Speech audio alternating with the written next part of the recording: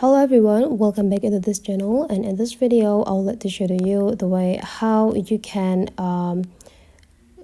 organize your project on the Canva application by creating a project folder. So you just need to open your Canva application on your mobile phone, and here that could be like a lot of options and sections, of course. So you just need to tap into this project, and now the things that you need to do is just go click into the three small dots over here, and that could be a new folder option. Just go tap on it, and then you just need to go give in the name of the folder. Let's say here a project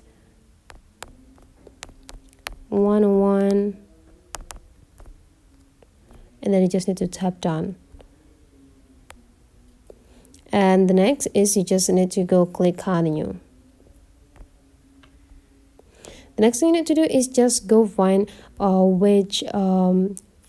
which project that you want to add into this folder. Let's say I will like to move this. You just need to click these three small dots on the project, and then you can just go tap the move to folder and just pick the folder that you have been created and move to folder to confirm it. And now those project is already adding into the folder that you just created.